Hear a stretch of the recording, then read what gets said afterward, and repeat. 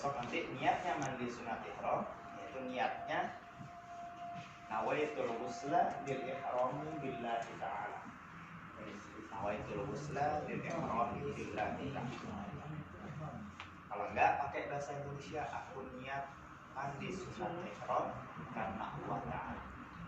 Aku niat mandi sunat ihram karena Allah Ta'ala. Berarti niatnya, cara mandinya sama seperti mandi besar, mandi junub. Artinya akan mulai daripada ujung rambut sampai terus semuanya harus sampai air tersebut. Dan nanti niatnya Bapak dan Ibu, kapan niatnya? Ini banyak orang salah mengenai masalah niat. Kapan kita mulai niat? Di sini arti daripada niat adalah qasdu syai'in muqtarinan bi fi'lihi. Niat mengaja sesuatu bersamaan dengan awal pekerjaannya. Artinya apa? Kita mulai nanti niat mandi sunat ihramnya ketika air mengalir di tubuh, bukan ketika kita buka baju, bukan ketika kita masuk ke kamar mandi, tidak.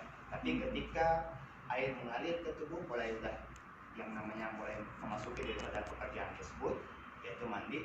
Baru di sana kita nih niat sama, misalnya ketika kita sholat, apa niatnya sholat? Ketika awal yaitu takbiratul ihram. Jadi nanti niatnya ketika air mengalir, misalkan kita kalau lima pakai apa namanya? Kayu. Kalau di sini pakai shower, kemudian baru niat aku niat mandi sunat ihram. Kemudian dari ujung rambut semua yang bagian zohir semua terkena daripada air. Dan di sini pun sebetulnya nanti di situ disunahkan masih boleh nggak pakai sabun, silahkan pakai sabunnya, pakai sampo yang kemarin udah di bawah 2 botol habis. Kan pakai masih boleh ya, kayak sampo, kemudian apa gunakan sabun, pas lagi silahkan. Kemudian di sini juga silakan untuk memotong kuku. Nah, motong kuku dirapikan kukunya, boleh banyak-banyak sunnah ini Bapak dan Ibu. Ya. Dan di sini yang sudah kukunya udah pendek jangan dicari-cari, malah berdarah. Potong kuku udah habis kan, baru udah potong kan, suruh potong. Berarti masih boleh Bu besok. Sini dirapikan, ya kalau misalkan udah dipotong sudah. Besok boleh. Jangan dicari-cari nanti berdarah. Kemudian kenapa? Ke bawah, di bawah aja. Jadi di sini selain daripada potong kuku, kemudian potong rambut, ya itu kan rambut kalau misalkan Bapak kumisnya, jenggotnya, kemudian rambut ketiak, kemudian rambut kemaluan sunnah untuk dipotong, dirapikan. Itu sunnah dalam kondisi berihram. Jadi nanti kalau untuk masalah potongnya bisa Bapak dan Ibu nanti malam ataupun besok pagi, jadi nanti sebelum mandi kita silakan potong kuku dulu. Kemudian untuk Bapak misalkan di sini nggak ada yang punya jenggot, jadi situ disunahkan juga rambut ketiak dan juga rambut kemaluan di sana sunnahnya untuk dipotong, untuk dirapikan. Kemudian saat selesai itu silakan mandi sunat ihram pakai sampo, sabun. Sudah selesai pakai sampo dan sabun, selesai melaksanakan mandi sunat ihram, silakan untuk ibu-ibu ataupun apa silakan langsung bersiap-siap menuju ke masjid. Untuk ibu langsung menggunakan daripada pakaian ihramnya.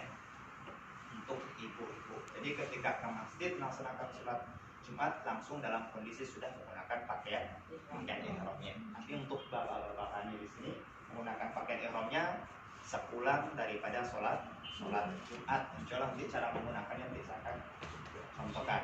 Tapi untuk ibu-ibu ketika menuju ke masjid sudah menggunakan pakaian ihram. Khawatirnya kenapa kalau misalkan nanti sepulang daripada sholat Jumat nanti belum makan siangnya, ibu nanti kan harus ini lagi, jadi agak lama. Sementara kita langsung menuju ke Bir Ali, hampir untuk melaksanakan nih, ya supaya tidak lama, ibu ya. Jadi sekali lagi menuju ke masjid sudah dalam kondisi menggunakan pakaian ihram. Selesai melaksanakan sholat Jumat, dan langsung kembali ke hotel. Untuk Bapak dan Ibu langsung makan siang, dan selesai makan siang langsung kamar beres-beres. Barang-barangnya diambil semua, diberesin, kemudian langsung turun ke lobi, semua kumpul nanti di dalam keadaan berihram. Untuk Bapak ketika selesai daripada sholat Jumat langsung ke restoran makan siang, selesai makan siang langsung kamar ganti ihram. Nah sudah diganti ihram cuma 2 hari ini, nanti langsung tinggal lobi. Kemudian ada tambahan Bapak, ini karena sering kejadian nanti ihramnya ini, karena nanti malam sudah mulai di packing, sementara besok pagi sudah dikumpulkan kopernya. Jadi nanti kalau bisa mulai dari nanti malam nanti ihramnya sudah dipisahkan daripada kopernya, karena ini pernah kejadian kopernya koper diturunin sama petugas kedua jam 10, dia mandinya sekitar jam 11. Ketika turun keluar pakai anduk Baju ihram itu. karena semuanya udah dibawa, sementara koper udah diturun semua. Jadi kalau bisa ini harus dipisah dulu ya, Bapak ya. Harus dipisahin aja ya. Ya, supaya nanti takutnya nggak lupa. Kan namanya nggak lupa. Turun itu Pak pakai anduk supaya nanti tidak terjadi sama rombongan lomba-lomba ini. Ya. Tarsan. Untung masih ada anduk. Nah, insya Allah nanti sudah difotokan. Nah, nanti di sini untuk selesai melaksanakan daripada kita sudah kumpul di lobi, insya Allah kita akan berangkat sekitar jam 2 paling lambat setengah 3. Ya, artinya kalau misalkan itu sudah siap-siap langsung turun ke lobi, kita akan langsung berangkat naik bis langsung menuju ke Bir Ali dulu Bapak dan Ibu. Yang kemarin saya tunjukkan ketika kita masuk ke Madinah, yang kemarin bangun pasti tahu. Jadi di sana ada sebuah masjid, di situ kita akan mengambil mikot dengan berniat melaksanakan ibadah umroh. Jadi nanti kita niat umrohnya nanti di Bir Ali.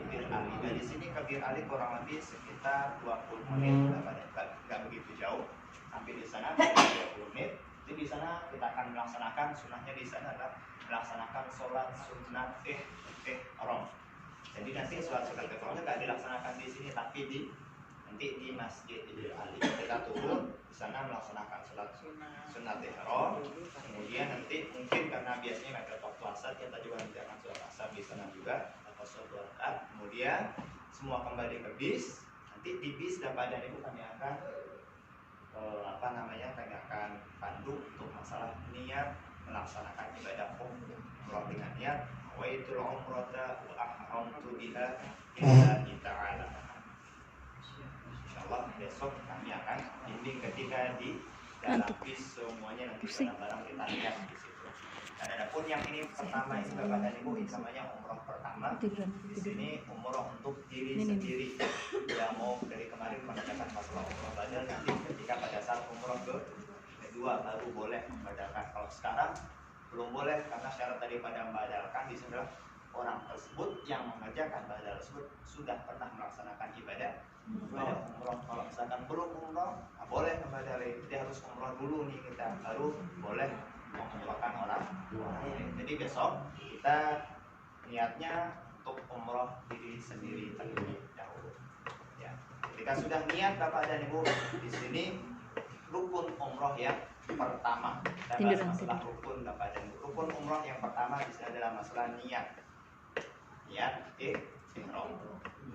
Kemudian yang kedua tawaf. Rukun umroh yang kedua tawaf. Kemudian yang ketiga sa'i. Yang keempat tahallul, potong rambut. Yang kelima dia menambahkan tertib. Tertib ini artinya harus berurutan. Ya, 1, 2, 3, 4, nggak boleh 4 dulu baru 1, nggak boleh 3 dulu baru 1. Artinya nggak boleh kita tawaf dulu baru kita niat, nggak boleh. Nggak boleh kita sa'i dulu baru tawaf, nggak boleh. Tapi harus berurutan niat, tawaf, sa'i, tahallul. Ya. Dan di sini Bapak dan Ibu yang dirahmati Allah Subhanahu wa taala, mulai dari yang pertama besok kita sudah niat ihram ketika di Bir Ali. Artinya ketika kita sudah niat berarti kita sudah masuk dalam kategori melaksanakan ibadah umroh, yaitu adalah melaksanakan rukun umroh yang pertama, yaitu niat.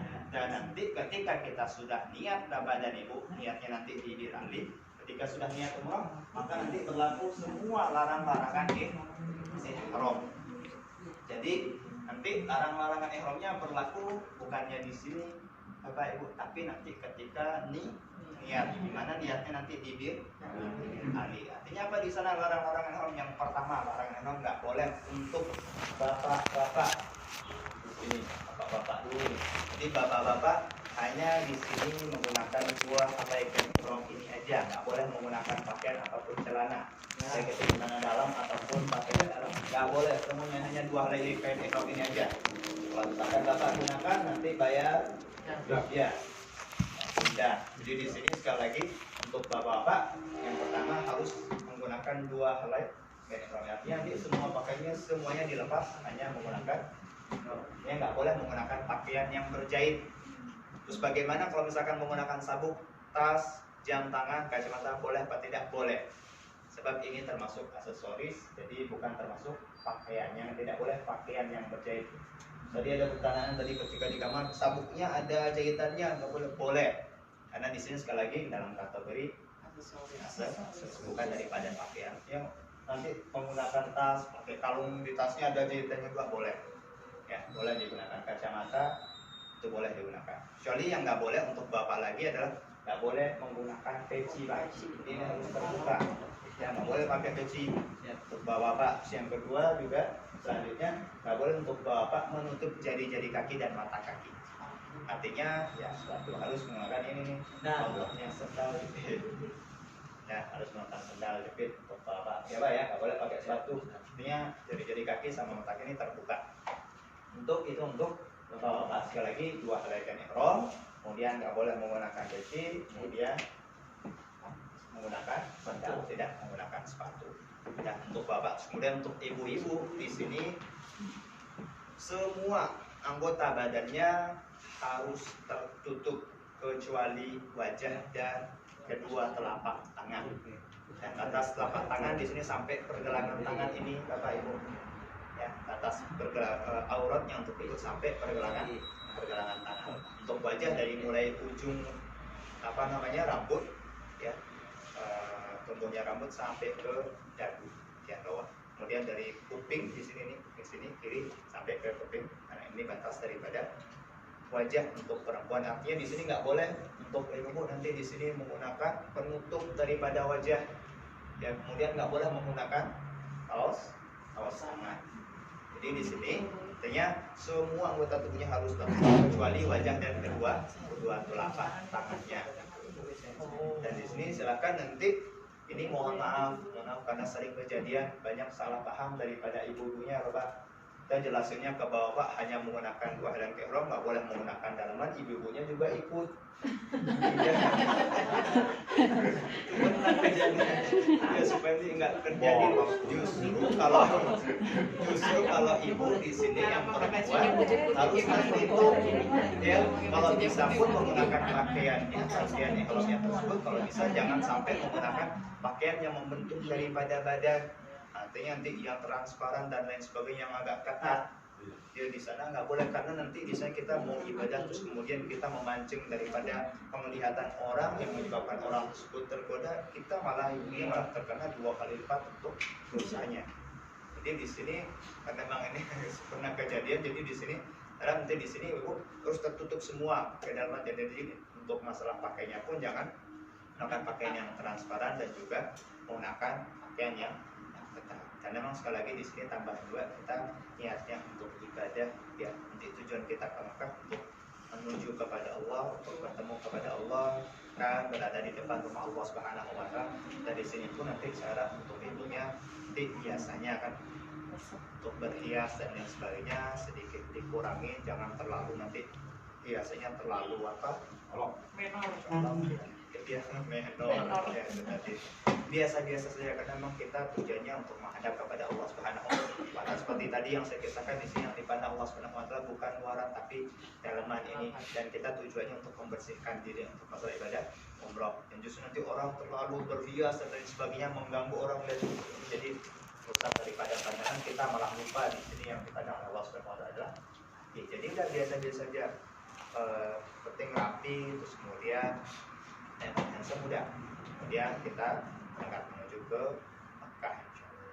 Ya, ini untuk larangan ibu. Terus kemudian tambahan selanjutnya yang tidak boleh adalah menggunakan wangi-wangian, sabun, parfum, semua hal yang berbau wangi, pasta gigi.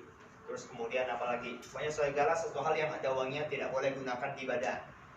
Ya, itu berlaku sekali lagi ketika mulai niat. Sampai kapan? Sampai nanti kita melaksanakan tahallul, ya, itu cukur rambut. Artinya selama itu nanti di perjalanan, kemudian ketika tawaf, ketika sa'i, tetap menjaga larangan-larangan ihram, Bapak Ibu. Ya, sampai nanti ketika sudah tahallul, cukur rambut, baru boleh lagi menggunakan untuk bapak pakai pakaian, baru di sana boleh. Untuk ibu nanti nutup daripada wajahnya ataupun yang lain, baru boleh, ataupun menggunakan sabun, mau mandi nanti pakai sabun, pasta gigi baru boleh nanti ketika kita sudah mencukur rambut. Tapi kalau misalkan belum itu, masih dalam kondisi tawaf, ketika di perjalanan, ketika sa'i, tidak boleh melaksanakan daripada larangan-larangan ihram ini. Jelas ya Ibu ya. Kemudian tambahan lagi yang nggak boleh untuk Pak dan Ibu, yaitu nggak boleh berburu, ini tambahan. Tapi saya yakin di sini nggak ada karena makanan semua sudah disiapkan di restoran, nggak perlu berburu Bapak. Makanan sudah ada di restoran. Ini dulu contohnya Bapak dan Ibu. Ketika pada zaman dulu mereka nggak susah, jadi di sana nggak boleh untuk berburu. Terus kemudian nggak boleh untuk mencabut daripada pepohonan. Ya, pohonan nanti ketika di mana di Ali ada pohon kemudian dicabut, nggak boleh. Ya, itu untuk laki-laki ataupun perempuan. Jadi ini kemudian tambahan nggak boleh lagi, nggak boleh menikah ataupun menikahkan, menjadi wakil nikah nggak boleh ketika dalam kondisi berihram. Siapa tahu di sini yang jadi wakil dan menikah nggak boleh, nggak sah nikahnya. Jadi harus selesai dulu baru boleh menikahkan ataupun menjadi wali nikah. Tapi saya rasa di sini nggak ada ya yang menikah. Jadi ini tadi larang-larangan ihram, sekali lagi sampai nanti dijaga sampai kita melaksanakan tahallul. Nanti kita lanjutkan kembali ketika sudah di Bali, kita sudah niat Bapak dan Ibu perjalanan dari sini ke Mekah kurang lebih 5 jam perjalanan. Nanti untuk masalah salat maghrib isya nanti kemungkinan di jalan. Terus kemudian selama perjalanan tersebut tetap menjaga daripada larang-larangan ihram sampai di Mekah. Nanti kita tidak langsung melaksanakan tawaf dan sa'i, tapi nanti kita akan check-in hotel terlebih dahulu. Check-in hotel, makan malam, selesai makan malam, baru nanti semua kumpul di lobi dan langsung melaksanakan tawaf dan sa'i. Artinya malam itu juga kita akan selesaikan Bapak dan Ibu umrohnya. Biasanya sampai berangkat dari sini, berangkat dari sini siang sampai di Mekahnya biasanya malam sekitar jam 9-an, paling lambat setengah 10 biasanya. Saat selesai isya sekitar jam 9.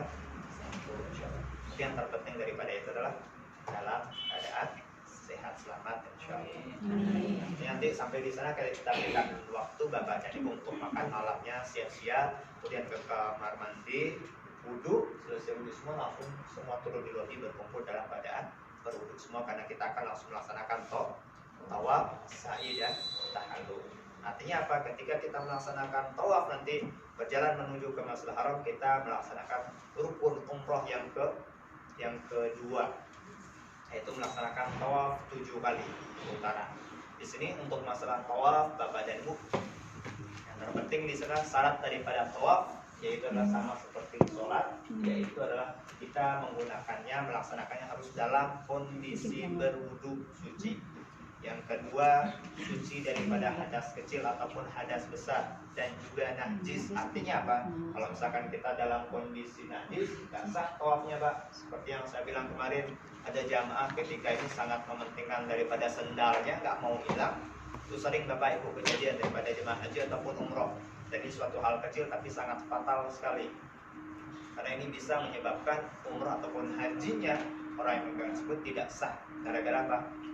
Sandal. Karena kenapa? Sandalnya udah dipakai kesana kemari, udah mincok, ada kotoran binatang, burung dan lain sebagainya, digunakan ketika di toilet, dimasukkan ke dalam tas, dibawa ketika melaksanakan tawaf. Ini udah bawa najis ini. Jadi tawafnya tidak sah. Tawafnya nggak sah, maka umrohnya juga tidak sah. Makanya di sini karena syarat daripada tawaf harus dalam kondisi suci dan juga bersih daripada hadas kecil ataupun hadas besar. Terus kemudian di sini tawaf dimulai daripada sudut hajar aswad, yaitu tawaf sebanyak 7 kali putaran Bapak dan Ibu, dengan cara Ka'bah berada di sebelah kiri bahu. Ka'bahnya sebelah kiri. Kita mulai tawaf daripada sudut hajar aswad. Jadi nanti di Ka'bah itu Ka'bah segi 4 Bapak Ibu ya. Jadi di sana ada segi 4. Salah satu daripada sudut 4 ini Bapak ada yang namanya hajar aswad. Nanti ketika sampai di Mekah, sampai di Masjidil Haram, nanti saya akan tunjukkan